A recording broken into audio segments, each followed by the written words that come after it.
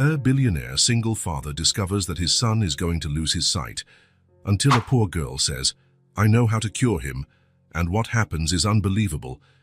Richard Maves straightened his expensive tie and checked his watch for the third time in 5 minutes. He was a man who lived by the clock. Every second counted when you were the most in-demand lawyer in town. "Mr. Maves," his secretary said through the slightly open door, "Judge Peterson called. He said you were right about the Wilson case." Richard nodded without lifting his eyes from the documents. Another victory to add to his flawless record. In 10 years, he had never lost an important case. "Laura, remind me to call Ethan's school. I need to confirm the meeting with his teacher. It's already on your schedule for tomorrow at 4. Do you want me to postpone the meeting with the investors?" "That won't be necessary. I can handle both." Richard always managed to handle everything. It was his special talent. Organizing, planning, executing. People paid small fortunes for his efficiency. The phone rang and he picked it up on the first ring. Maves speaking. "Mr. Maves, this is Mary from Ethan's school. We need you to come pick up your son right now. There was an incident." Richard felt his stomach drop. "Is he hurt?" "Not physically, but he's very upset. His teacher will explain when you get here." On the way to the school, Richard drove faster than usual, something out of character for someone so controlled. His son was only 5 years old. 5 years and 3 months, to be exact. He was all that remained of Clara, his wife, who passed away giving birth to Ethan. When Richard entered the principal's office, he saw Ethan sitting in a chair that was too small for him, staring at the floor. His brown hair fell over his eyes. "Mr. Maves," Principal Winters greeted him. "Thank you for coming so quickly. Ms. Thompson is waiting for us." Richard knelt in front of his son. "Hey, champ. Are you okay?" Ethan didn't lift his eyes. He just made a small movement with his head that could have meant anything. In the meeting room, Mrs. Thompson looked worried. "Mr. Maves, today during art class, I asked the children to draw their families." Ethan stared at the blank paper for a long time. When I tried to help him, he said he couldn't see the paper clearly. Richard frowned. "What do you mean, couldn't see?" I thought it was just an excuse, so I suggested he move closer. He said the colors were blurry and started crying. When the other kids tried to comfort him, he said he couldn't see their faces clearly. Principal Winters stepped in. "Mr. Maves, this isn't the first time Ethan has mentioned vision problems. Last month, his PE teacher noticed he was having trouble catching the ball." Richard felt like he was in court with all the evidence stacked against him. How had he not noticed before? "I'll take him to the doctor immediately," he said, trying to regain control of the situation. "There's one more thing," Ms. Thompson continued. "Ethan hardly interacts with the other kids. He stays by himself during recess. When children approach him, he barely responds. We're concerned." "He's just shy," Richard defended, "like his mother." The two women exchanged glances. "Mr. Maves," Principal Winters said gently, "5-year-olds need social interaction. Ethan needs friends. And now he is with this vision issue." "I'll take care of it," Richard interrupted, standing up. "Thank you for letting me know." In the car, Ethan sat quietly in the back seat, gazing out the window. Richard watched him in the rearview mirror, feeling a mix of worry and guilt. "Want to tell me what happened today, champ?" Silence. "Ethan, you need to talk to me." "How can I help if I don't know what's going on?" The boy kept looking out the window. "The trees are getting blurry," he finally said, so softly Richard almost didn't hear. Richard felt a chill run down his spine. "How long have things been blurry?" Ethan shrugged. "Not sure."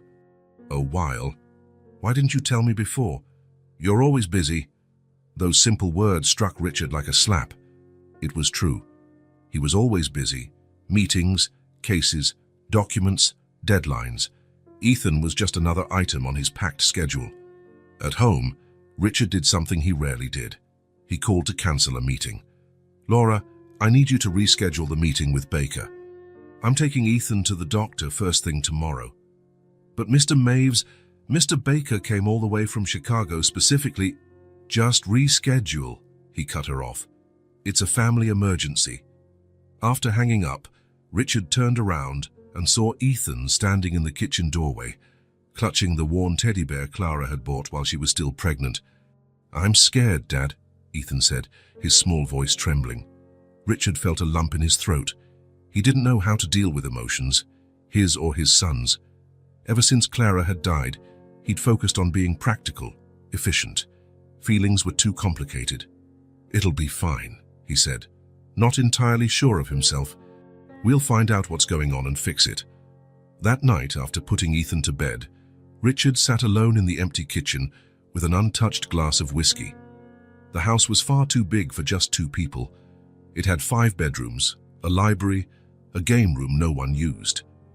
He had bought it when Clara was pregnant, imagining the family they would have. Now the empty spaces only amplified the silence. On the walls, there were photos of Clara everywhere. Richard wanted Ethan to know his mother's face, even if only in pictures. Clara was always smiling in them, her bright eyes promising a future that never came. "What am I supposed to do?" Richard asked Clara's photo on the wall. "I don't know how to be a father on my own." Silence was his only reply. The next day, Dr. Phillips's office was very different from the fancy law offices Richard was used to, just colorful walls and toys scattered around the waiting room. After what felt like an eternity of tests, the doctor asked to speak to Richard privately. "Mr. Maves, the results are concerning. Ethan has a condition called retinitis pigmentosa. It's a degenerative disease of the retina." Richard felt the ground disappear under his feet. "What does that mean exactly?" The doctor adjusted his glasses. "It means Ethan's peripheral vision is deteriorating and will continue to worsen over time. It's a rare condition, especially in someone so young. But he's going to go blind?" The word barely escaped his lips. "We can't predict the speed of progression. Some patients keep central vision for decades. Others—" The doctor hesitated. "Others lose it more quickly." Richard ran a hand over his face, trying to process the news. "Is there a cure?" "Unfortunately, no. But there are treatments that can slow the progression, and there are therapies to help him adapt to the changes in his vision." Richard looked through the glass door. Ethan was in the waiting room, flipping through a book and bringing it closer and closer to his eyes to see the pictures. "How do I tell him?" "He's only 5. With honesty, but without taking away his hope," the doctor replied. "Kids are surprisingly resilient, and he'll need you, Mr. Maves, a lot." On the way home, Richard tried to explain the situation in a way Ethan could understand. "Your eyes are special, champ. They work differently than most people's." Ethan looked at him with those big, innocent eyes, the same eyes that might not see him one day. "Different how?" Richard swallowed. "They'll need extra help. We'll see Dr. Phillips often, and he'll teach us how to take better care of them." "Will I go blind, Dad?" The direct question caught Richard off guard. "I heard the doctor talking," Ethan continued. "When you were in the room." Richard pulled the car to the shoulder. He turned to look his son in the eyes. "I don't know, Ethan, but I know that no matter what happens, I'll be with you. I promise." It was the first genuine promise he had made to his son in a long time. That night, after Ethan went to sleep, Richard cancelled the rest of his week's appointments. His clients could wait. His son could not. Sitting in his home office, surrounded by law books and trophies, Richard felt utterly lost. He was good at fixing legal problems, at winning impossible cases, but he couldn't win this one. He couldn't just fix Ethan's eyes. The phone rang. It was Martin, his partner at the firm. "Richard, what's going on? Laura said you cancelled everything this week. The Henderson case is in 3 days. "Ethan's sick," Richard said, his voice rough. "He has an eye disease. He's going to lose his sight, Martin." There was a long silence on the other end of the line. "My God, Richard, I'm so sorry. Is there anything we can do?" "There's no cure." The words felt bitter in his mouth. "Just treatments to slow it down." "How are you holding up?" The question caught Richard by surprise. No one asked how he was doing. He was Richard Maves, the unbeatable attorney. The man who solved problems, not the man who had problems. "I don't know," he finally admitted. "I don't know how to handle this. Do you want me to take over the Henderson case?" Richard thought for a moment. It was the biggest case of the year. The client would pay a fortune, But suddenly, it all seemed so insignificant. Yes, please. In fact, rearrange my cases for the next few weeks. I need time with Ethan. After hanging up, Richard went upstairs and quietly opened Ethan's bedroom door. The boy was asleep, clutching his worn teddy bear. His rocket-shaped nightlight cast stars on the ceiling. Richard sat on the edge of the bed, watching his son sleep. He realized he hadn't done this in years, simply watched Ethan without checking emails or thinking about the next case. "I'll do better," he whispered, brushing a curl of hair off his son's forehead. "I promise." The next morning, Richard did something unusual. He prepared a special breakfast. Animal-shaped pancakes with chocolate syrup and strawberries. They weren't perfect. In fact, they looked more like blobs with chocolate eyes, but it was a start. When Ethan walked into the kitchen, rubbing the sleep from his eyes, he stopped in surprise at the table. "Did you make all this?" Richard gave a somewhat embarrassed smile. "I tried. I'm not as good as your mother would have been." Ethan approached the table, eyeing the misshapen pancakes curiously. "Is this one an elephant?" "It was supposed to be a rabbit," Richard admitted. To his surprise, Ethan laughed, a small, precious sound Richard rarely heard. "It looks funny," the boy said, sitting down at the table. While they ate, Richard noticed how Ethan tilted his head to see better, how his eyes struggled to focus. How had he missed these signs before? "Ethan," he finally said, "I've been thinking, what if we take a few days just for the two of us?" The boy looked up, surprised. "But what about your work?" "My work can wait." "You're more important." "Really?" Ethan's eyes widened in disbelief. "Really," Richard confirmed. "In fact, I was thinking we could go to the park tomorrow. You know, that big one with the lake and the ducks. What do you think?"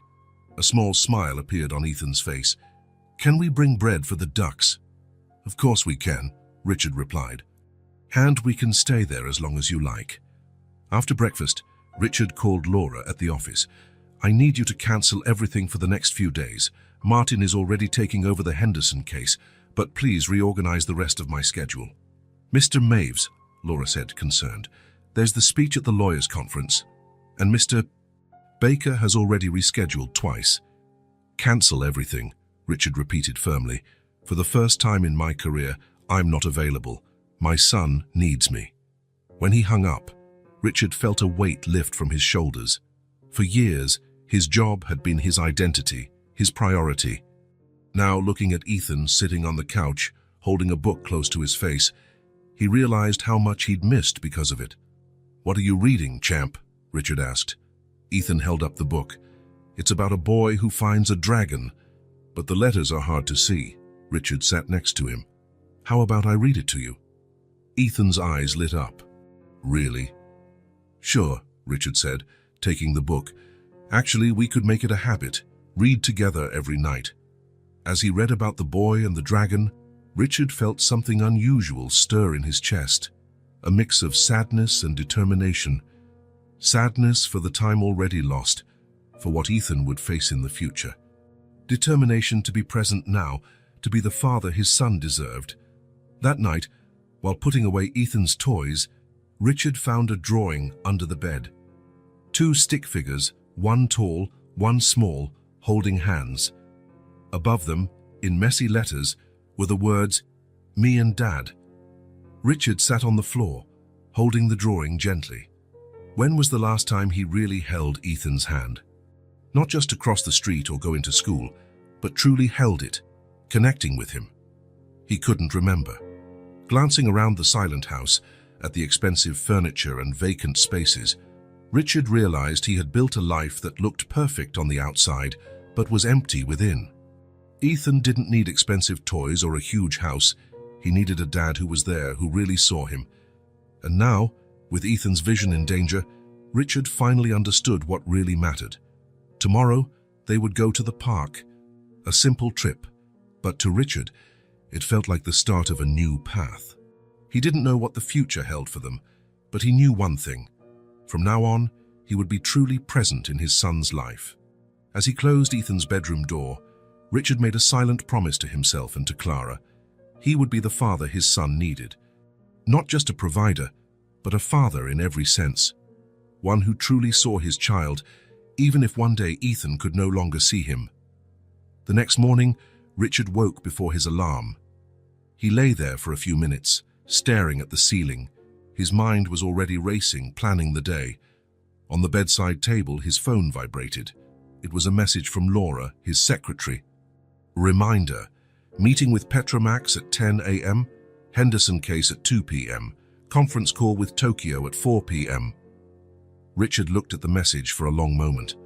The Henderson case was the biggest of the year, a millionaire client who would pay a fortune. The kind of case that made careers and headlines. Normally, he would already be in the shower, refining his strategy. But today, something was different. He set the phone down and went to Ethan's room. He opened the door quietly and peeked inside. The boy was still asleep, hugging his worn teddy bear. Sunlight filtered through the curtains, illuminating his small face. Richard watched the slight crease on Ethan's brow, even in sleep, as though he was worried in his dreams. He noticed a storybook on the floor, the one they had read together the night before. It was the first time in years that Richard had read Ethan a bedtime story. "We're going to the park tomorrow," he had promised before Ethan went to sleep. "Really?" the boy had asked, disbelieving. "Really?" Richard answered. "I promise." Now, watching his sleeping son, Richard knew exactly what he needed to do. Returning to his room, he grabbed his phone and typed out a message to Laura. "Cancel all my appointments for today. Family emergency." His phone rang almost immediately. "Richard," Laura sounded alarmed. "Is everything all right? I've never seen you cancel an appointment, much less an entire day." "I'm fine, Laura, but I need this day with my son." "What about the Henderson case? They won't allow a delay. You know that." Richard took a deep breath. "Give it to Martin. He has my full support and all my notes." "Are you sure this could be worth millions?" "I'm sure," Richard interrupted. "Some things are more important." When he hung up, Richard felt something strange, a mix of guilt and relief. For the first time in his career, he had chosen to be a father over being a lawyer. In the kitchen, Richard started preparing breakfast. He wasn't great at cooking. Clara had always handled that. Since she died, he'd hired someone who came 3 times a week, and the rest of the time they ordered food or ate at restaurants. But this morning, he wanted to do something special. He tried again to make animal-shaped pancakes. This time, he focused, using chocolate chips for eyes and fruit for decoration. "Dad?" came Ethan's sleepy voice. "What are you doing?" Richard turned, slightly embarrassed by the mess in the kitchen. Flour dusted nearly every surface, and there was a haphazard pile of pancakes on the counter. "Making breakfast," he said, attempting confidence. "It's a special day, remember?" Ethan rubbed his eyes. "We're going to the park." "Exactly. And after a big day at the park, we need a big breakfast." Richard set a pancake on Ethan's plate. "This one's supposed to be a lion. See the ears?" Ethan studied the odd shape and smiled politely. "Cool." As they ate, Richard realized how rarely he sat down with his son on a weekday morning. Normally by now, Ethan would be at school and Richard would be at the office. "You know you don't have to take me to the park," Ethan said suddenly, stirring his cereal with a spoon. "I know you have important work." Richard's chest tightened. "Nothing's more important than you, champ. And I promised, right? Today is for the park, just us. All day if you want." Ethan looked up, surprised. "All day?" "All day," Richard confirmed. "We can even have a picnic. How about that?" A small smile spread across Ethan's face. He rarely smiled like that. Richard nearly grabbed his phone to take a picture. After breakfast, they got ready to leave. Richard wasn't quite sure what to pack for a whole day outdoors. He stuffed a bag with snacks, water, sunscreen, and a few toys he found in Ethan's room. "Do we really need all that?" Ethan asked, eyeing the enormous bag. Richard shrugged. "Better safe than sorry. Isn't that what I always say?" "You usually say time is money," Ethan corrected him. Richard laughed, a bit sheepishly. "Yeah, I guess I do say that a lot, huh? But not today.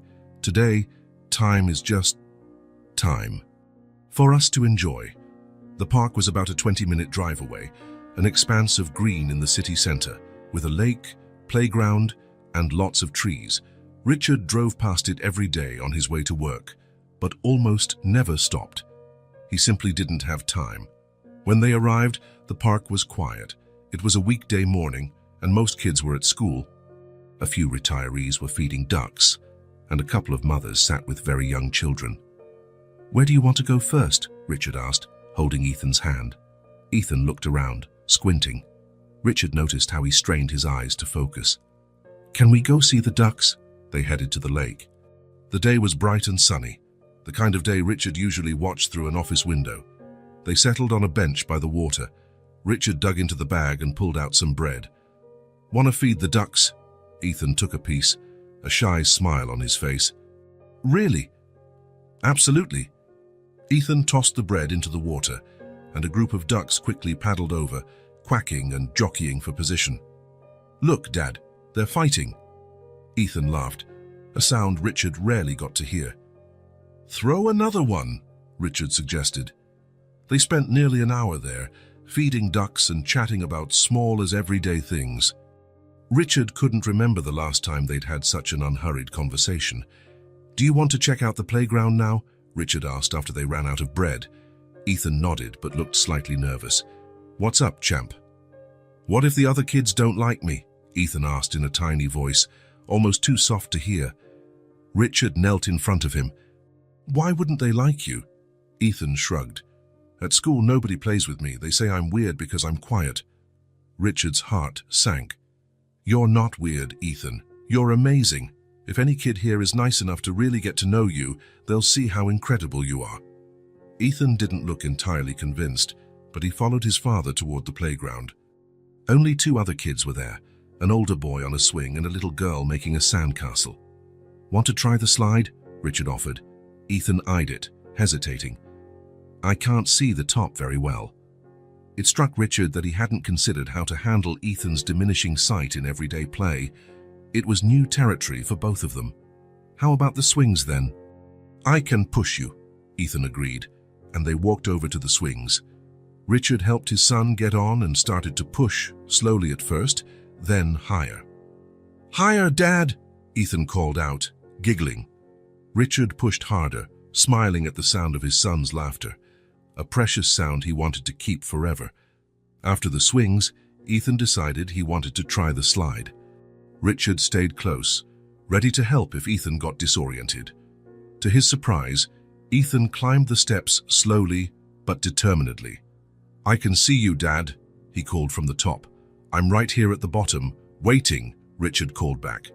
Ethan slid down, shrieking with delight, landing in his father's arms. Both of them laughed, and Richard gave Ethan a tight hug. "Again," Ethan said. They spent the entire morning on that playground. Richard realized he'd never seen his son so free and happy. Why hadn't he done this before? Why did he wait until Ethan was losing his sight to discover the joy of a simple day in the park? At noon, they spread a blanket on the grass for a picnic. Richard had packed sandwiches of fruit and juice. "Best day ever," Ethan said, biting into his sandwich. Richard smiled. "I agree. We should do this more often." "Can we?" "Of course we can. I'll reorganize my work. We'll have more days like this." After lunch, Ethan wanted to return to the playground. By now it was busier. Several kids were running around, laughing and shouting. Richard noticed Ethan withdrawing a bit as more people arrived. "Want to go somewhere else?" he asked. Ethan looked at the sandbox, where a small girl played alone. She had dark hair in braids and wore a brightly colored dress already smudged with sand. "Can I play there?" Ethan asked, pointing. "Of course," Richard replied. "Want me to go with you?" Ethan thought for a moment, then shook his head. "I'll go by myself." Richard took a seat on a nearby bench, watching as Ethan walked hesitantly toward the sandbox. He stopped at the edge, as though unsure what to do next. The girl looked up and saw Ethan standing there. Richard expected her to ignore him or, and worse, reject him. To his surprise, she smiled and motioned for him to come closer. Ethan stepped into the sandbox and sat down a little way from her. She tilted her head, watching him curiously. Then she stood, walked over to him and sat down right in front of him. Richard couldn't hear what they were saying. but he saw the girl talking while Ethan listened intently. Then, after a moment, she picked up a handful of sand and showed him something. He leaned closer to see. What happened next almost made Richard's heart stop. Ethan smiled. Not a small, polite smile, but a wide, genuine grin that lit up his entire face, one Richard hadn't seen in a very long time. The girl said something else, and Ethan laughed. It was a clear, light sound that rang across the playground. Richard felt tears welling in his eyes. There was something about that simple scene, his son laughing with a stranger in a sandbox, that affected him more deeply than he could have imagined. The girl began building something in the sand, and Ethan joined in. They worked together, talking in low voices. Richard watched, fascinated by how naturally the girl included his son. Eventually, the girl pointed to Ethan's eyes and said something. Ethan looked surprised, then nodded. She smiled, took his hand, and placed it on the sand, guiding him so he could feel what they'd built. Richard realized she'd noticed Ethan's vision difficulty, and instead of treating him differently, found a way to help him participate. A 5-year-old child had done naturally what many adults wouldn't know how to do. The afternoon flew by. Richard sat on the bench, captivated by the two kids playing. At one point, the girl looked over and waved at him. He waved back, smiling. As the sun began to set, Richard saw a woman approaching the sandbox, obviously the girl's mother, calling her to go home. The girl stood and spoke to Ethan. He seemed sad but waved. Before leaving, she leaned in and whispered something in Ethan's ear. To Richard's surprise, Ethan smiled again, that same big, genuine grin. "Time to go, champ," Richard said, walking over. Ethan stood, brushing sand off his clothes. "Dad, I made a friend." "I saw," Richard said, smiling. "You looked like you were having fun." "Her name's Lily," Ethan said enthusiastically, "and guess what she told me? She said, 'You look sad. I know how to cure you.'" "Really?" Richard raised an eyebrow. "And how's she going to cure you?" "I don't know yet," Ethan replied, eyes shining in a way Richard hadn't seen in months. "She said she'd tell me tomorrow." "Can we come back tomorrow, Dad, please?" Richard looked at his son, those pleading eyes, his face more alive than it had been in a long time. A new feeling welled up inside him, hope.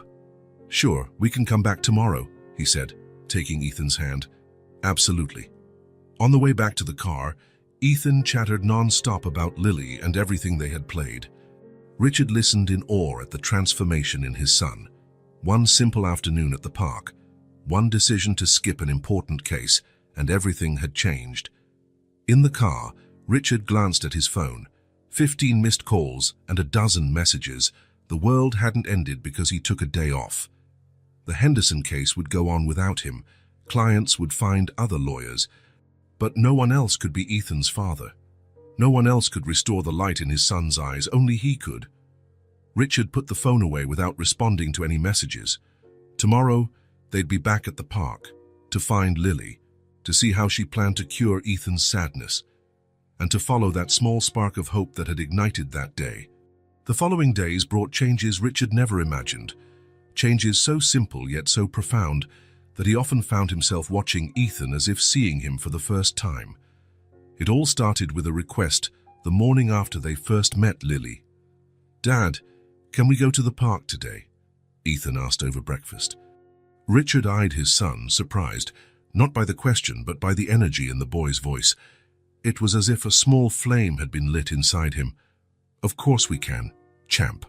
But what about school?" Ethan stirred his cereal, thinking, "We can go after school. Lily said she'll be there at 4. Richard smiled. "Deal. I'll pick you up from school and we'll go straight to the park." Ethan's excitement about seeing Lily again did something remarkable. He finished breakfast quickly, brushed his teeth without needing a reminder, and was ready for school 15 minutes early. "We're early today," Richard noted, surprised. "The sooner I start my day, the sooner I get to see Lily at the park," Ethan answered, with perfect logic. On the way to school, Ethan talked more than Richard had heard him speak in months about Lily, how she taught him to make sandcastles in a special way, how she could imitate animal sounds, how she promised to show him a secret place in the park. Sounds like you really like her, Richard commented. She's nice, Ethan said simply, and she doesn't look at me funny when I can't see things well. That simple statement hit Richard like an arrow. How many times must Ethan have felt different or odd because of his condition? How many kids had shunned him or treated him with impatience? And here was Lily, accepting him exactly as he was. After dropping Ethan off at school, Richard did something else unusual. He rearranged his schedule for the rest of the week, keeping his afternoons free. Martin had taken the Henderson case, but there were dozens of other cases demanding attention. "Laura, I need you to reschedule all my afternoon meetings for the morning," he told his secretary on the phone. "All of them. But Mr. Maves, your mornings are already packed. Then cancel whatever can't be moved. I have an important commitment with Ethan every afternoon this week." There was a pause on the other end of the line. "Mr. Maves, are you sure you're all right? You never cancel appointments, and now..." "I'm all right, Laura. Actually, I'm better than I've been in a long time." By 3:30, Richard was parked outside Ethan's school, waiting eagerly. When his son came out, his eyes searched the playground until they landed on his father. A small smile appeared. "Shall we?" Richard asked, holding out his hand. At the park, Lily was already in the sandbox, as she'd promised. She wore a faded yellow dress and had her braids tied with colorful ribbons. She waved excitedly when she saw Ethan. "You came," she said when Ethan approached. "I said I would," he replied, still a bit shy. Richard watched from a distance, sitting on the same bench as before. There was something magical in the way these two kids interacted. Lily talked animatedly with quick gestures of her small hands, and Ethan listened as if every word was priceless. Soon they were playing together, building something in the sand. Richard noticed how Lily always described what she was doing aloud, letting Ethan join in even when he couldn't see clearly. She'd guide his hand, showing him shapes and textures. "Look, Dad," Ethan called out after a while. "We made a magic castle." Richard walked over to see their creation, a mound of sand dotted with sticks and leaves. It didn't look much like a castle, but the pride on Ethan's face was unmistakable. "It's the most impressive castle I've ever seen," Richard declared, crouching down to take a closer look. "It's a magic castle," Lily explained, eyes shining. "If you look at it the right way, you can see towers and flags, and even a dragon guarding the treasure." Richard looked at the pile of sand, trying to see what Lily described. "And what's the right way to look at it?" "With the eyes of your heart," she answered promptly. "Not with these." She pointed to her own eyes. Richard looked at Ethan, who seemed to understand exactly what Lily meant. There was a bond between them that went beyond words. That afternoon established a routine. Every day after school, Richard took Ethan to the park so he could meet Lily. Every day the two children played, talked, and laughed together.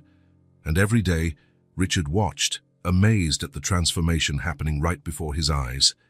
The first week, Ethan was still reserved, talking more with Lily than with his father. But as time went by, something incredible began to happen. "Dad, look what Lily taught me," Ethan shouted one afternoon, running toward Richard. He was carefully holding a bird feather. "She said if you blow it gently like this," he demonstrated, sending the feather floating. "It's like magic." It was the first time in ages Ethan had started a conversation with his dad, sharing something enthusiastically. On another day, Richard arrived late at the park. Approaching the sandbox, he heard something that made him stop in his tracks. Ethan's laughter. Not a quiet chuckle, but a full-throated laugh that echoed across the playground. Lily had apparently made a funny face, and Ethan was laughing like it was the funniest thing he'd ever seen. That night, while serving dinner, Richard noticed another change. "Dad, Lily told me that stars are like lanterns hanging in the sky. Do you think that's true?" Richard smiled. "It's a beautiful way to look at them. Can we see the stars tonight?" "Sure." After dinner, they sat in the backyard, gazing at the night sky, Ethan nestled by his father, pointing at the different pinpoints of light. "That one's bigger, so it must be a special lantern," he decided. Richard looked at his son, feeling a tightness in his throat. How long had it been since they shared a moment like this? As the weeks went by, Richard started joining the children's games. At first, he felt awkward, an attorney in an expensive suit playing in the sand, but the sound of Ethan's laughter was worth any discomfort. "Do you guys need help with that castle?" he asked one day, kneeling down in the sand. Lily eyed him with her big, wise eyes. "Can you make tall towers?" "Well, I used to build pillow forts as a kid," Richard replied. "Maybe we can use the same idea for sand." Soon, he was as engrossed in castle building as they were. His suit was covered in sand, his pricey shoes were ruined, but he didn't care. The joy on Ethan's face was all that mattered. A month after meeting Lily, their lives had completely changed. Afternoons at the park were sacred. Richard had reorganized his job, delegated cases, and cut back his hours. His colleagues were shocked. His clients were disappointed, but he held firm. "My son needs me right now," he explained to Martin over lunch one day. And honestly, I think he always did. I just didn't see it. At home, the changes were even more obvious. Ethan was no longer that quiet, withdrawn boy. He talked during dinner, telling stories about everything he and Lily had done. He drew more, filling the fridge with colorful pictures, many depicting a girl with braids and a yellow dress. Ethan still had regular appointments with Dr. Phillips. His condition hadn't improved. That was impossible, the doctor said. But his adaptation had. "I'm impressed with his progress," Dr. Phillips remarked during one visit. "He's adjusting very well to the changes in his vision. Occupational therapy is helping, but there's something else going on. He seems happier." "He made a friend," Richard explained, "a girl named Lily. They meet at the park every day." The doctor smiled. "Sometimes the best medicine doesn't come in bottles." One particularly sunny afternoon, about 6 weeks after Lily had come into their lives, the kids decided to play hide and seek. Richard worried. How could Ethan manage with his limited sight?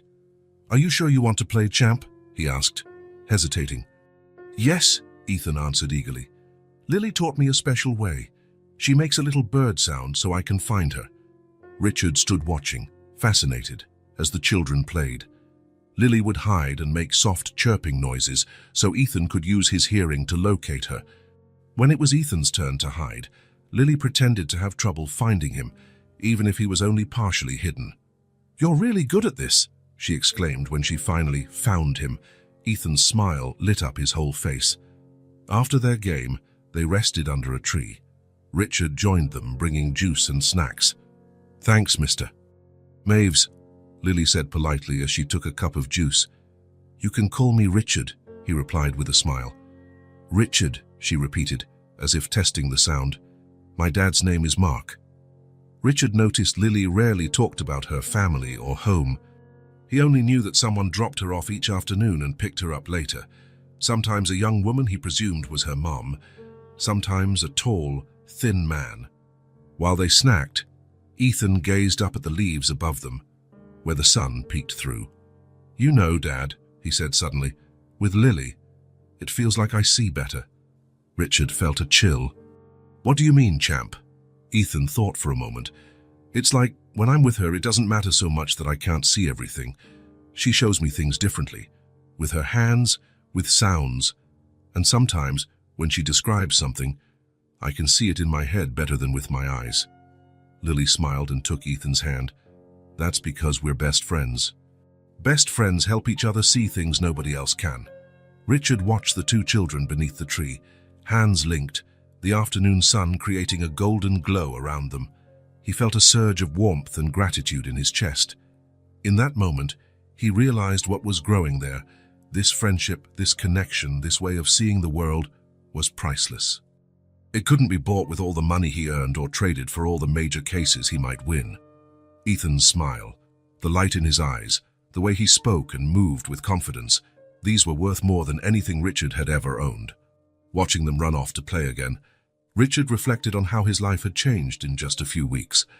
The old him would have considered these afternoons at the park a waste of productive time. Now, he couldn't imagine a better way to spend his hours. "Dad, come play with us," Ethan called, waving. Richard stood, brushing dirt from his pants.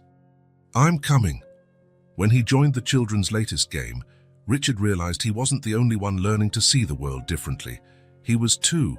Somewhere in the midst of those park afternoons, among the sandcastles and the hide-and-seek, the laughter and the made-up stories, Richard rediscovered something he'd lost long ago. the ability to see with his heart. And thanks to a little girl in braids and a yellow dress, both father and son were learning to live again. Really live, not just exist.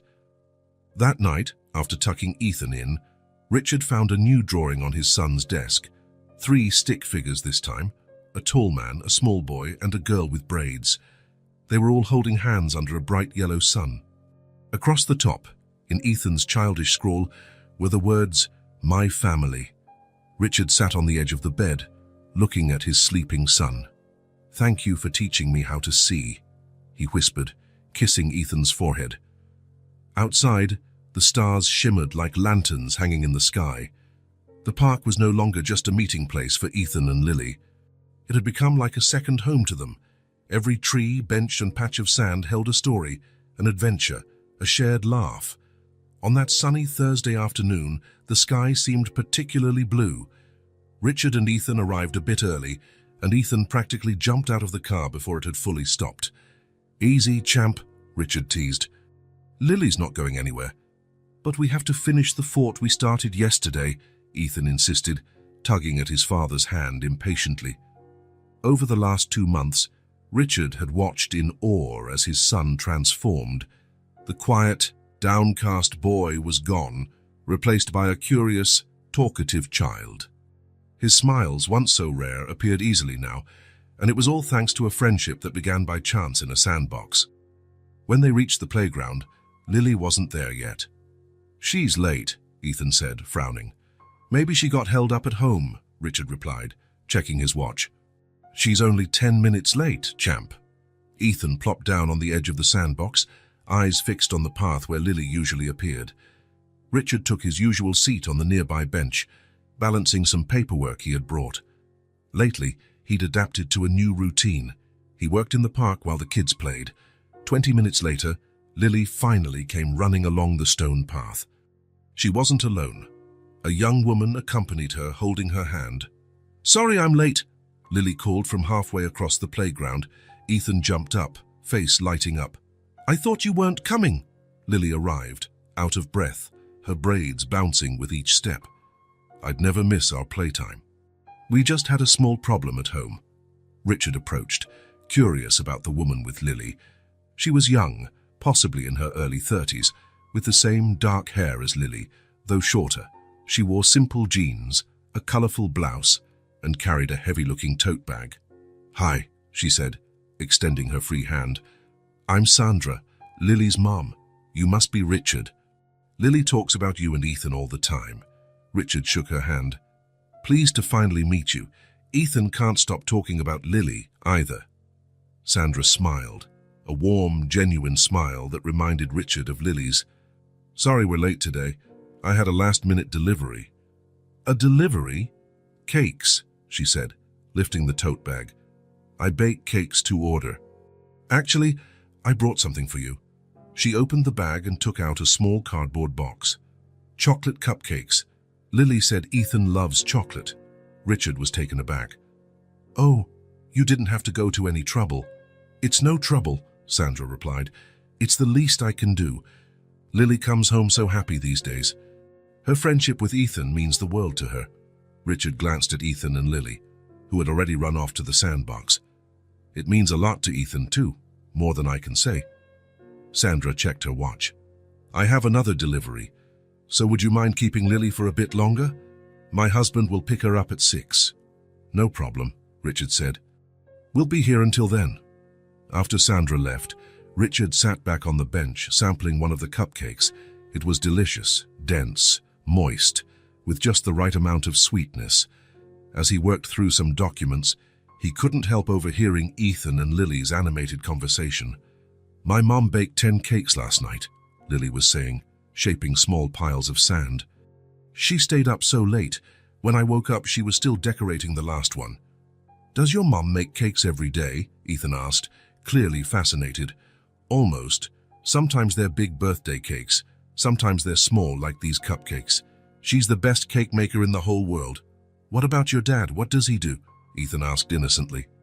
Richard glanced up from his paperwork, interested in the answer. Lily continued patting the sand. "My dad's looking for work right now. He used to build big buildings, but his company closed. Now he stays at home with me when I'm not at school, and my mom bakes the cakes.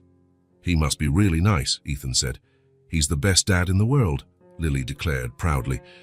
He tells amazing stories and teaches me how to fix things. Yesterday we fixed the fan that was broken. He says we shouldn't buy new stuff when we can fix the old. Richard found himself smiling at Lily's pride, even under circumstances many would find challenging. She talked about her home life as though it was filled with wonders. As the afternoon wore on, Richard learned more about Lily's family through the kids' chatter. Sandra had been selling cakes for 2 years. Before that, she worked in a restaurant, but left to focus on Lily and to earn more on her own. Mark, Lily's father, had been out of work for 8 months, since the construction company he worked for shut down. "Do you live nearby?" Richard asked when the kids came over for some water. 6 blocks away, Lily replied, pointing down the street. "On Oak Street. It's a small house, but it has the best backyard in the world. My dad built me a swing on a big tree." "That sounds wonderful," Richard commented. "It's the best place ever," Lily exclaimed. "We have plants everywhere. My mom loves flowers, and my dad painted my room yellow because it's my favorite color." Richard felt a twinge of something, not quite envy, but a wistful admiration. The way Lily described her simple home sounded warmer than any description Ethan could give of their 3-story mansion. After the kids went back to the sandbox, Richard mulled over what he'd just heard. Their family facing financial struggle, but apparently rich in other ways money couldn't buy. He thought of his own situation, a successful lawyer with financial security who, until recently, barely knew his own son. At 6 o'clock, a tall, thin man walked into the park. Lily waved excitedly. "That's my dad," she cried, running over to him. Mark looked older than Richard expected, maybe late 30s. He had dark hair like Lily's, streaked with grey at the temples, and a kind face lined with worry. He wore faded jeans and a flannel shirt with rolled-up sleeves.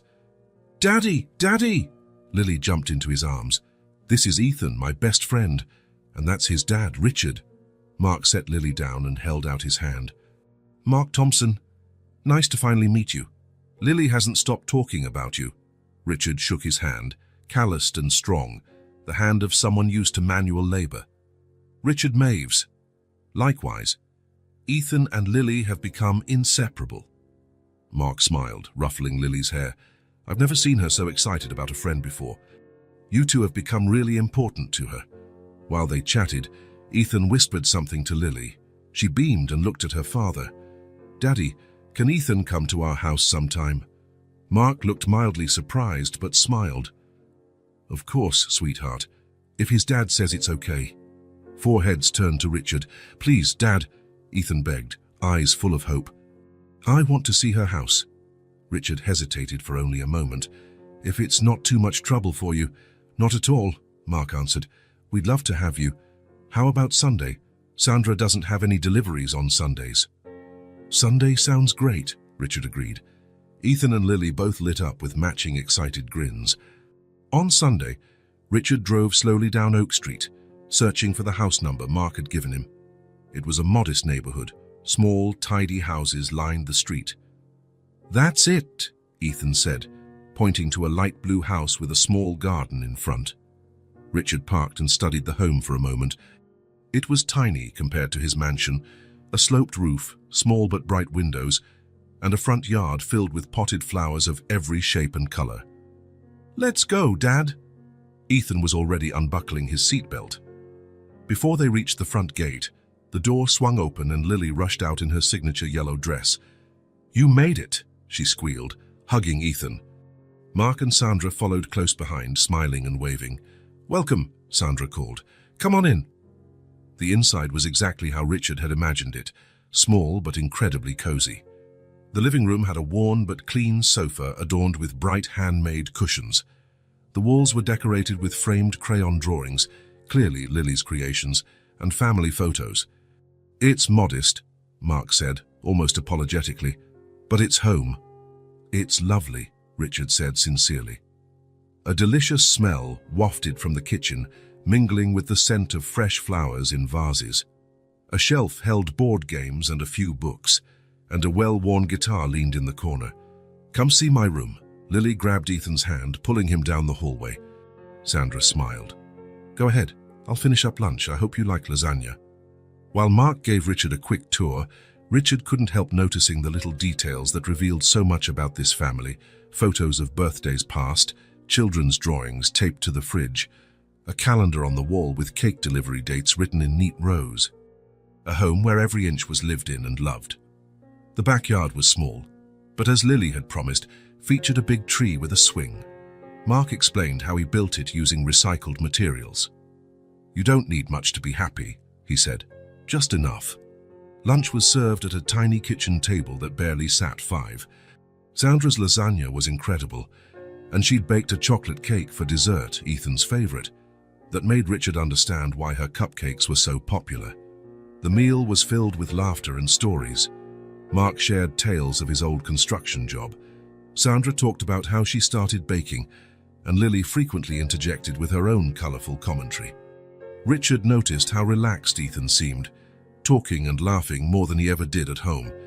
There was something about the warmth of this little house that brought out the best in him. After dessert, the kids ran off to the backyard to try the swing. Richard helped Sandra clear the dishes, despite her polite protests. "You have a wonderful home," he said, drying a plate. Sandra smiled. "It's not big, but it's full of love, and that's what really matters, right?" "Yes," Richard agreed, thinking of his own vast, nearly empty house. "It really is." On the drive home, Ethan couldn't stop talking about everything he'd seen and done. The swing in the backyard, the drawings on Lily's bedroom wall, the stories Mark had told. "Their house is cool, isn't it, Dad?" Ethan asked, eyes shining despite his limited vision. "It's very cool," Richard replied. "It's not as big as ours, but it feels happier." That innocent observation hit Richard like a punch to the gut. "What do you mean, champ?"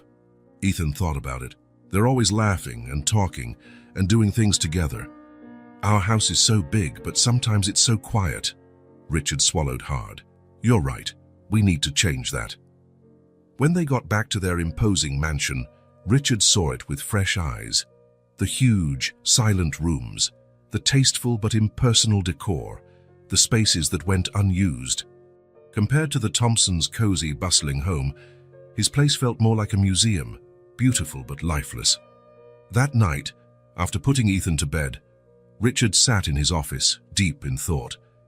He remembered Lily's proud voice as she spoke of her unemployed dad, Sandra's tired but content smile as she served homemade lasagna, Mark's stories about building and fixing things. Then he thought about Lily herself, how she had brought color back into Ethan's world, showed him how to see with more than just his eyes, filled their quiet lives with laughter and stories. A wave of gratitude so intense it nearly overwhelmed him coursed through Richard. How could he repay a family who, without even trying, had saved his? His eyes fell on a stack of resumes on his desk. His firm was hiring a new facilities manager to oversee maintenance in several offices across the country, someone with Mark's skills. Richard picked up the phone, his mind alight with possibilities. It wouldn't be charity, the firm truly needed someone like Mark. And Sandra's cakes. The office often ordered baked goods for meetings. Maybe there was a way to give back, without diminishing this family's pride. Something that honored the lives they'd built through hard work and love. Richard smiled as he scribbled notes. For the first time in ages, he felt genuinely inspired. Not by a legal challenge or a high-profile client, but by something far more valuable, the chance to make a difference for people who had changed his life. Early Monday morning, after visiting the Thompsons, Richard arrived at the office before usual. He'd spent half the night planning. When Laura came in with the day's schedule, he was already on his third coffee. "Morning, Mr. Maves, you're in early." Richard nodded, gesturing for her to sit. "Laura, I need your help with some changes." For the next hour, he outlined his plan. Laura listened, jotting notes and occasionally raising an eyebrow. After all, it wasn't every day that Richard Maves, known for his near-obsessive dedication, decided to overhaul his professional life. "So, in summary," Laura said, "you want to create a new facilities manager position, reduce your personal caseload, and switch our baked goods supplier for office events." Richard chuckled. That's it in a nutshell. May I ask what brought on these sudden changes? Richard twirled a pen between his fingers. Let's just say I've recently discovered the value of some things money can't buy. That same afternoon, after his scheduled meetings, Richard drove to Oak Street. He'd called Mark earlier, asking to talk privately. He parked outside the light blue house, feeling a mix of nerves and anticipation, emotions he rarely felt, even before major trials. Mark greeted him on the porch, looking a bit anxious. "Richard, is everything okay? Is Ethan all right?" "He's fine. Better than ever," Richard reassured him. "I actually wanted to discuss something else with you. Mind if we walk?" As they strolled the quiet neighborhood, Richard explained about the open position. He described the responsibilities, the salary, significantly higher than Mark's previous job, and the benefits. "This isn't charity," Richard emphasized. "My firm genuinely needs someone with your experience. Our last facilities manager retired 3 months ago, and we haven't found the right fit." Mark stopped walking, eyeing Richard with an expression that was hard to read. "Why me? There must be dozens of construction supervisors in town." Richard held his gaze. "Because I've seen how you handle your home, how you improvise solutions with limited resources. I've seen the pride Lily takes in how you fix things. I need someone who doesn't just understand construction, but who knows the value of every dollar spent. Someone who'll treat the office like it's his own house." Mark fell silent for a long moment. "I don't want this to be about the kids," he finally said. "I don't want a job out of pity." "It's not pity," Richard said firmly. "It's an opportunity. I have 5 offices across 3 states that need regular oversight. I need someone dependable, who knows the field. Yes, I met you through our kids, but I'm offering this job because of what I've seen in you." After a few more questions, Mark agreed to come to the office for a formal interview. "I'm not promising anything," he cautioned. "I need to see if it's really something I can do." "That's fair," Richard replied. "And there's one more thing." Richard mentioned his plan to regularly order cakes and sweets for the office, for birthdays, meetings, and corporate events. "We currently buy from a bakery downtown, but after tasting Sandra's cakes, well, there's no comparison. Would she be interested in supplying our events?" Mark broke into a grin. "You'd have to ask her, but I can tell you it would be a dream come true. Sandra's always wanted to expand, but we haven't had the capital or contacts." When they returned, Sandra was in the kitchen, covered in flour. The smell of vanilla and cinnamon filled the air. "Richard, what a nice surprise. Lily and Ethan aren't here." "I'm actually here to talk business," Richard said, "with both of you." Sandra listened carefully as he described the possibility of weekly orders, event catering, and the potential for even larger commissions. Her eyes widened at the numbers. "That's more than I make in 2 months," she murmured, sounding both thrilled and overwhelmed. "It's just an offer," Richard clarified quickly. "I understand if it's too much or—" "No," Sandra laughed. "Not too much. Just, it sounds too good to be true." "Everything happens for a reason," Richard said seriously. "You have no idea how much Lily has done for Ethan. For both of us, really. I'm not offering anything you don't deserve on your own merits. But I won't pretend I'm not grateful." Sandra exchanged a look with Mark. Some silent communication passed between them. "Could we think about it?" Mark asked. "Of course," Richard said, heading for the door. "No pressure. The offer stands whenever you decide. Just, please, don't mention this to the kids yet," he added at the door, "especially about Mark's potential job. I don't want Lily or Ethan thinking anything will change between them." 3 days later, Mark showed up at the firm for the formal interview.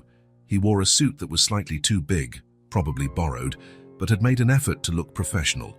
The HR department conducted the interview, while Richard observed to ensure everything went through proper channels. Mark impressed everyone with his practical knowledge and experience. By day's end, the job was his. "Thank you," he told Richard, shaking hands to seal the deal. "This means more than I can ever say." Richard smiled. "Just do a good job. That's all I'm asking." As for Sandra, she agreed to start with smaller office orders to see if she could handle the volume. The first time her cupcakes were served at a board meeting, Richard had the pleasure of seeing normally stoic executives squabble over the last one. Within weeks, Maves and Associates had a new facilities manager who was incredibly dedicated and a new go-to cake supplier for every event. But the biggest changes of all were happening in Richard's personal life. Sticking to his plan, he significantly reduced his hours. He delegated cases, turned down new clients, and reorganized his schedule so he could be home every afternoon. The firm could run without him for a few hours a day, he discovered. The world didn't end if he wasn't available 24/7. Ethan, on the other hand, needed him, and now Richard was there. Every afternoon, after picking Ethan up from school, they had a ritual. Sometimes they'd go to the park to meet Lily. Other times, they'd stay home and explore new hobbies together. Richard discovered he liked cooking, something he'd never tried. They started with simple recipes, pancakes, cookies, mac and cheese. Often, the results were disastrous, but the laughter they shared was worth every failed attempt. "I don't think it's supposed to be black," Ethan observed one afternoon, regarding a tray of charred cookies. Richard laughed, ruffling his son's hair. "Maybe we need Sandra to give us lessons, huh?" Another day, they tried building a model airplane. Used to precision in his legal work, Richard felt frustrated when tiny pieces slipped through his fingers. For Ethan, with his limited vision, it was an even bigger challenge. "We need a magnifying glass," Ethan said after his third failed attempt to glue a miniature part. The next day, Richard showed up with the biggest magnifying glass he could find. Together, patiently and with plenty of laughter, they finally finished the model. It wasn't perfect, several pieces were crooked, but it was theirs. The little plane took pride of place on Ethan's shelf.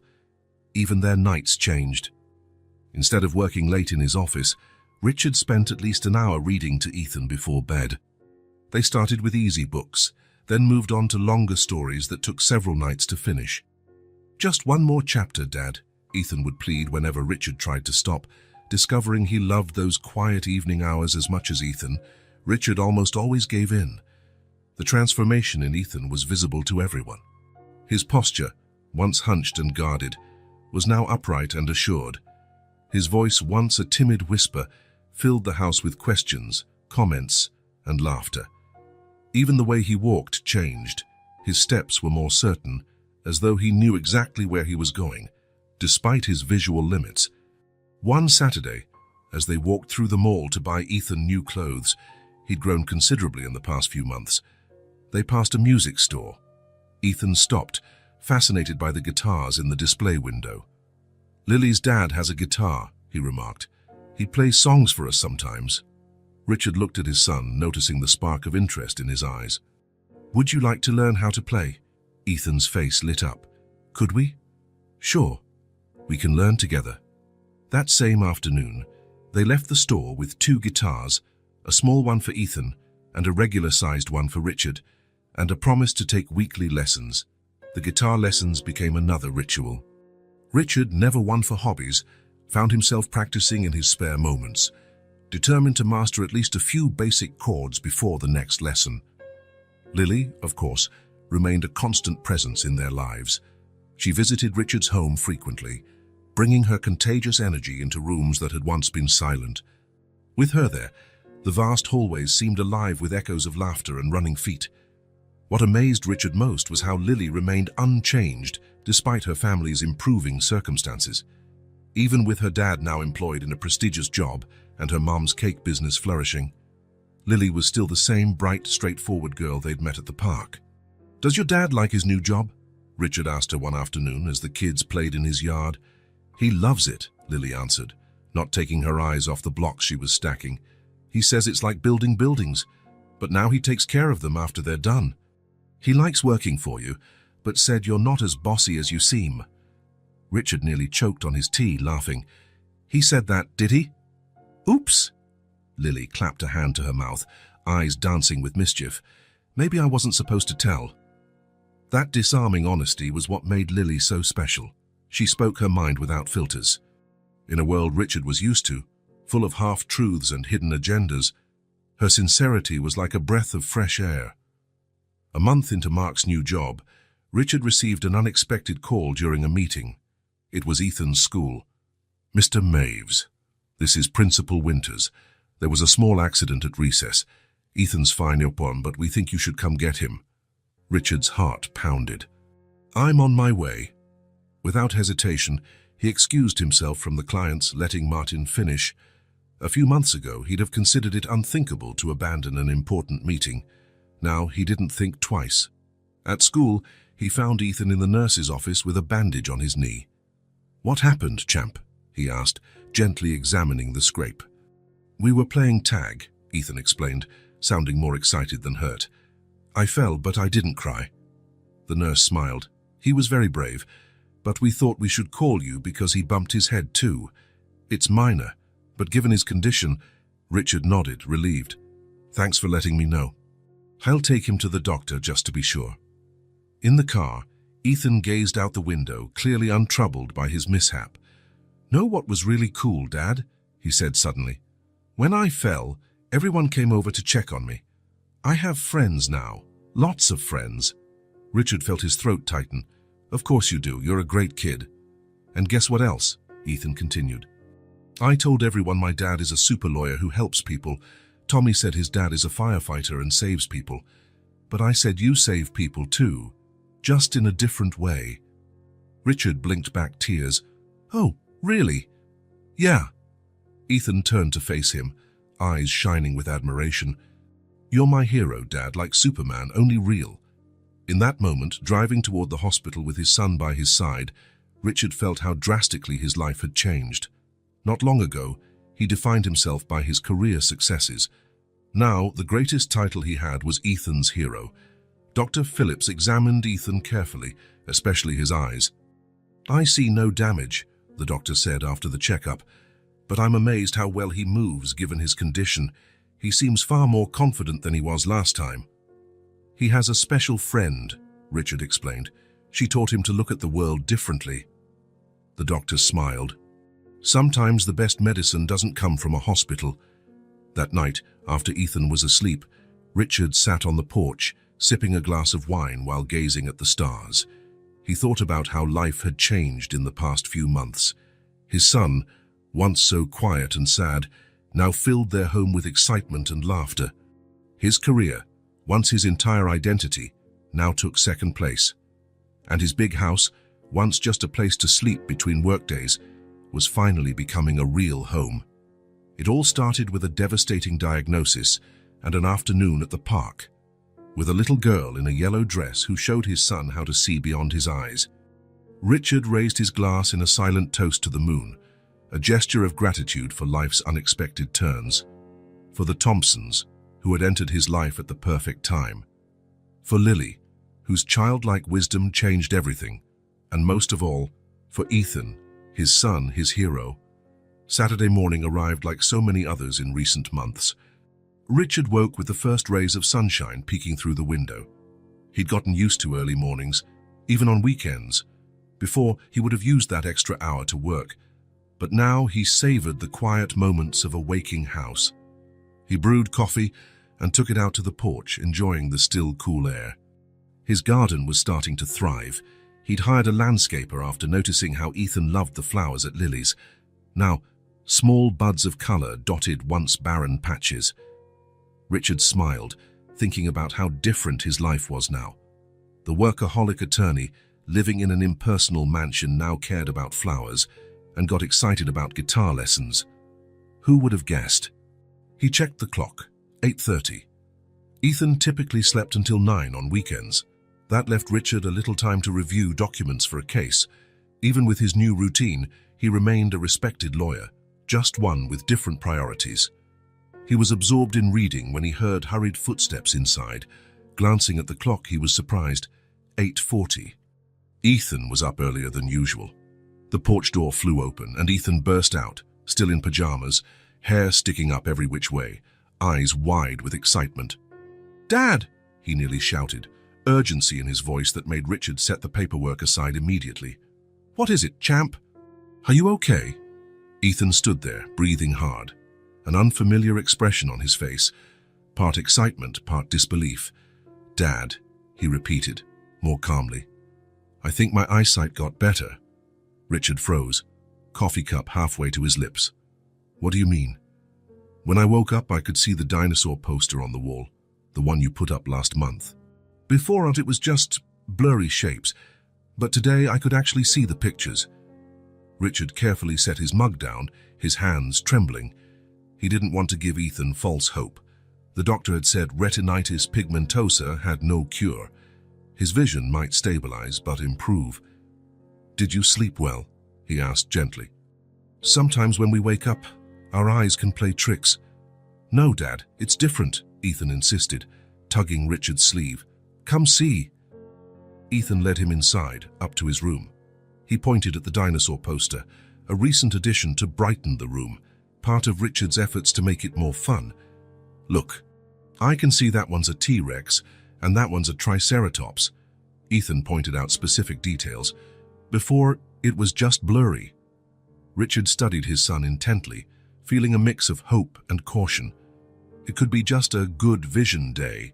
The doctors had explained that Ethan's sight might fluctuate. "Let's do a test, okay?" Richard suggested, trying to stay calm. He grabbed a book from the shelf, one of Ethan's favorites, but with fairly small print. "Can you read the first line?" Ethan held the book at a distance that normally would have been too far. "The little dragon had never flown so high," he read without hesitation, grinning so brightly that Richard's heart ached. "See, Dad, I can read it." Richard swallowed hard. "That's incredible, champ. Can we call Dr. Phillips? I want to tell him." "It's Saturday, son, but we can call his office Monday and—" "Please, Dad." Ethan's eyes sparkled with excitement. "This is important." Richard hesitated only briefly. He still feared it was a temporary improvement, but if there was any chance this was real. "You know what? I'll call his emergency line. We'll see if he can see us today." To Richard's surprise, Dr. Phillips agreed to see them that morning. "It's probably just a fluctuation," the doctor cautioned over the phone, "but let's check it out." Over breakfast, Ethan was too excited to eat. He kept asking, what if Lily was right? Richard looked puzzled. "Right about what?" "She said she'd cure me, remember? That first day at the park." Richard felt a lump in his throat. He remembered it perfectly, the little girl in a yellow dress telling Ethan, "You look sad. I know how to cure you." "Lily's special," Richard answered carefully. "But eye diseases need doctors, champ." Ethan shrugged, a little smile on his lips. "Maybe. But Lily said sometimes you have to learn to see with different eyes, so your real eyes can get better." Richard was touched by the innocent wisdom of that statement. In a way, that was exactly what had happened. Ethan had learned to see the world differently, through stories, sounds, textures, through a friend at Dr. Phillips' office. Richard watched anxiously as the doctor ran a series of tests.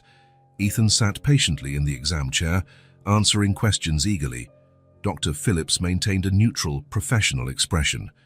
After almost an hour, he asked Richard to step into his office while Ethan waited in the reception area, flipping through a magazine, something he hadn't been able to do a few weeks ago. Inside the cramped office, Dr. Phillips studied the test results. "Well," Richard asked, unable to mask his anxiety, "is it just a normal fluctuation?" The doctor removed his glasses, rubbing the bridge of his nose, a gesture Richard had come to recognize as a sign of deep thought. "Mr. Maves, in medicine, we learn to be cautious with any pronouncements, especially in cases like Ethan's." "I understand," Richard said, bracing for disappointment. "But," the doctor continued, "today's tests show something surprising. His condition has stabilized." Richard blinked. "Stabilized? Meaning?" "Meaning it's not getting worse, not at the rate we initially observed." Dr. Phillips shuffled some papers. "When we first diagnosed Ethan, his peripheral vision was deteriorating quickly. Now it seems to have stopped. Is that even possible? I thought retinitis pigmentosa was always progressive." "It is progressive, as yes, but the rate can vary a lot. Sometimes there are periods where the disease doesn't advance, for months, even years. In very rare cases, especially in children, we might see small improvements in central acuity, even if peripheral vision remains compromised." "So he really is seeing better?" Richard's voice cracked on the last word. "According to these tests, yes. There's a slight increase in his central vision. This isn't a cure. The underlying condition is still there. But for now, he's genuinely seeing a bit better than at our last check. Richard gripped the arms of his chair to steady himself as relief, joy, and disbelief washed over him. How is that possible? Dr. Phillips gave a small, kind smile. Medicine doesn't have all the answers, Mr. Maves. We know the human brain is remarkably adaptable, especially in children. Sometimes, if part of the vision is compromised, the brain adjusts, maximizing what's left. He hesitated, observing Richard. If you'll allow me a non-scientific observation, Ethan seems different. The first time I saw him, he was so quiet, withdrawn, almost apathetic. Today he was brimming with stories about playing guitar, about Lily, about picnics in the park. Richard nodded, at a loss for words. Emotional well-being has a profound impact on how we cope with any medical condition, the doctor went on. I'm not saying happiness cures organic diseases, but it can definitely help the body use its resources better. What does this mean for his future? Richard asked, finally finding his voice. We continue treatment and therapy. Keep monitoring him closely. I can't promise this stabilization is permanent, but for now, Dr. Phillips smiled again. For now, let's celebrate the good news. Returning to the waiting room, Richard found Ethan hopping off his chair. So, was I right? Can I see better? He asked, eyes full of anticipation. Richard exchanged a glance with the doctor, who nodded encouragingly. Yes, champ. The doctor confirms your condition has stabilized. You really are seeing a bit better. Ethan's face lit up with a smile so bright that Richard had to quickly turn away, pretending to organize some papers. He didn't want his son to see the tears threatening to spill. Outwardly, he maintained composure, a small smile, a steady hand on Ethan's shoulder. But inside, Richard was sobbing with relief, gratitude, and a hope he hadn't dared name before now. During the drive home, Ethan pointed excitedly at everything he could see more clearly: road signs, billboards, birds in the sky. Can I tell Lily? He blurted, practically bouncing in his seat. She has to know. Of course. Want me to call her parents now? No! Ethan looked horrified. I want to tell her in person. Can we have a picnic tomorrow at the park, like we used to, with Lily? Richard chuckled. Sure, champ. I can play guitar for her. I learned that new song, remember? I remember. I'm sure she'll love it. As soon as they got home, Richard called Mark while Ethan went off to practice his guitar. They planned a picnic for the next day. Is something up? Mark asked, noting the excitement in Richard's voice. Good news, Richard answered, still in disbelief. Ethan will tell you tomorrow. That night, Richard could hardly sleep. Every time he closed his eyes, he heard Dr. Phillips saying, "It's stabilized." Simple words that meant the world. He knew it wasn't a cure. Retinitis pigmentosa was still there, still threatened Ethan's vision. But for the first time since the diagnosis, there was real hope, a small miracle, and Richard knew exactly whom to thank for that miracle. Sunday dawned bright and warm, the perfect day for a picnic. Ethan was up early, carefully packing his guitar and helping prepare sandwiches. Richard watched, touched by how confidently Ethan moved around the kitchen, such a contrast from a few months ago. Think they'll be late? Ethan asked for the third time, peering out the window. We said noon and it's only 11. Richard laughed at his son's impatience. When they arrived at the park, the Thompsons were already there, spreading a checkered cloth under the same tree where the kids used to play. Lily ran to greet Ethan as soon as she saw him. I have a surprise for you, she announced, holding a small box decorated with colorful stickers. I have a surprise too, Ethan replied, nearly bursting with excitement.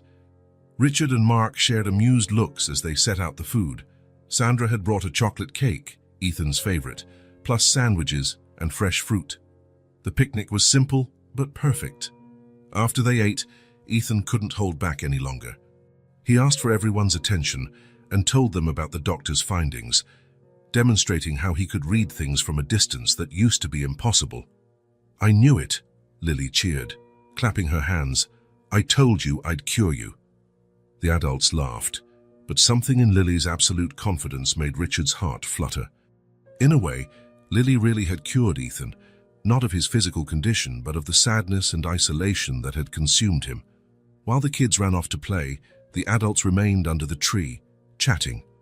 Over the last few months, Richard had gotten closer to Mark and Sandra than he ever thought possible. They were so different backgrounds, educations, lifestyles, but bound by something stronger, love for their children. "Ethan is like a different boy," Sandra remarked, watching him chase after Lily. The first time Lily met him, he hardly said a word. Now look at him. It was true.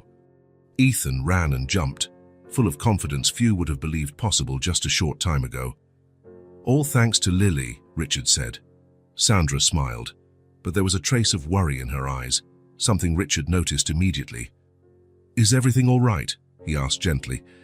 Sandra hesitated, exchanging a look with Mark, who nodded encouragingly. "We've been thinking about the future, about Lily's education," she began. "The school she's at does its best, but their resources are limited. We've always dreamed of sending her somewhere better." Richard listened closely. With Mark's new job and Sandra's growing cake business, they could consider a private school for Lily, but it would still be tough financially. "Lily's so bright," Sandra continued. "She loves science, she's always doing little experiments at home. And the way she understands people, how she understood Ethan from day one, she deserves every opportunity."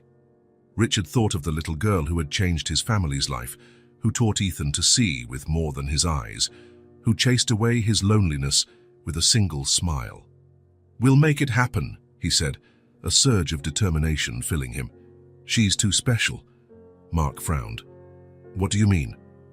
"The St. Luke Academy," Richard replied. "That's where Ethan goes. They have an incredible science program, dedicated teachers. Lily would fit right in." "Richard," Sandra interjected gently, "we appreciate it, but St. Luke is way out of our budget. Even with our new income, the tuition—" "I'm not offering to pay," Richard clarified quickly, guessing their worry. "I'm on the school board. I can help her apply for a scholarship. They have a program for exceptional students, and Lily definitely qualifies." Mark and Sandra stared at him in surprise. "That would be amazing," Sandra admitted, "but we don't want to take advantage of our friendship." "It's not taking advantage," Richard insisted. "It's recognizing talent. Lily would earn it on her own merits. And honestly," he glanced at the kids, now hunched over something near the lake, "it would also be good for Ethan to have Lily around." Their conversation paused when Ethan hollered for them to come see a family of ducklings near the water. The group got up to watch the small ducks swim in line behind their mother. Richard marveled at Ethan's enthusiasm as he pointed them out to Lily, explaining how they followed the mother in a single file. He thought about how life could change in an instant. A few months ago, he'd heard the worst possible news, a diagnosis that meant his son might lose his sight forever. Now they were celebrating not just an unexpected stabilization, but also a deeper transformation. Ethan had found his voice, his confidence, his joy. And it all began with a young girl in a yellow dress who approached a sad little boy in a sandbox and said, "I know how to cure you." Maybe the biggest cure wasn't for Ethan's eyes, Richard thought, but for his heart, and, in a way, for Richard's as well. The first day of school after summer break felt special that year. Richard parked a short distance from the main gate, watching families saying goodbye to children clad in crisp uniforms, colorful backpacks in tow, faces lit with excitement or nerves. He straightened his tie. He had an important hearing later, but nothing would make him miss this moment. In the back seat, Ethan fussed with his new uniform, glancing repeatedly out the window. "Do you think Lily's here already?" he asked for the third time in 5 minutes. "They're probably on their way," Richard said, checking the time. Mark said they'd leave home at 7:30. As if on cue, a familiar car pulled up a few spots away. Mark got out from the driver's side while Sandra opened the back door. Then Lily stepped out, wearing the same uniform as Ethan, her braids decorated with blue ribbons that matched the school emblem. "There she is," Ethan exclaimed, already undoing his seatbelt. When the two families met on the sidewalk, the children immediately stuck to each other like magnets. "Do you like your uniform?" Lily asked, twirling to show hers off. "It's comfy," Ethan answered. "And look, our badges match." "We're in the same class," Lily said with great authority. "We'll study together every day now." Sandra adjusted Lily's backpack. "Remember what we talked about, if you need anything." "I know, Mom," Lily said patiently. "Talk to the teacher." The adults exchanged smiles. Even in a brand new setting, Lily's confidence remained unshakable. "Ready, champ?" Richard asked, crouching to Ethan's level. The boy nodded, his eyes shining behind new glasses, an extra precaution recommended by Dr. Phillips, even though his vision had stabilized. "I'm ready," Ethan said, and as if sensing the emotion on his father's face, he added, "Don't worry, Dad. Lily will be with me." Richard swallowed hard and smiled. "I know you'll both do great." The bell rang, signaling that all students should head in. For a brief second, Richard saw hesitation flicker over Ethan's features, a shadow of his old timidity. Then Lily held out her hand. "Shall we go together?" she asked. Ethan returned her smile and took her hand. Together. The four adults watched as Ethan and Lily walked to the gate, hands clasped, bright smiles, steps in perfect unison. There was no fear, no uncertainty in their posture, only excitement and confidence.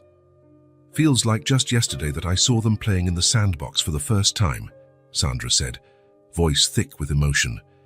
Richard nodded, words failing him. He watched his son, so self-assured now, heading toward a new chapter of life. The quiet, forlorn boy had been replaced by a vibrant, fearless child. At the school entrance, the kids turned back to wave. Richard raised his hand, overwhelmed by a tidal wave of feelings he could barely process. In that moment, he realized he'd accomplished something far beyond any legal battle he'd ever won, beyond any court victory or high-paying client. He had helped his son find his way. He had learned to be a father, not in name only, but in heart and soul. Mark placed a hand on Richard's shoulder. "They're going to be fine." "I know," Richard replied, regaining his voice at last. "They have each other." That night, after hearing all about their first day, new friends, new adventures, Richard tucked Ethan in as usual. But something in the air felt different, as though a chapter had closed. "Did you like your first day?" Richard asked, perched on the edge of the bed. "It was the best day," Ethan said, fighting a yawn. "Lily showed me around because of the visit we did before. And Dad, there's a huge library, bigger than any I've seen." Richard grinned. "That sounds amazing." "It is." Ethan yawned again, then suddenly sat up and threw his arms around Richard. "I love you, Dad." Those simple words rocked Richard to his core. He pulled Ethan close, feeling his small heart beating against his own. Tears sprang to his eyes as he savored that precious moment. "I love you more than anything, son," he whispered, voice quavering with emotion. "More than everything." Ethan smiled sleepily, curled up, and was soon dozing off with his worn teddy bear in his arms. Richard stayed, watching his son's peaceful face, thinking about the journey they'd taken. He'd started as a single father, physically present but distant in every other way, a man who provided everything but the one thing Ethan truly needed.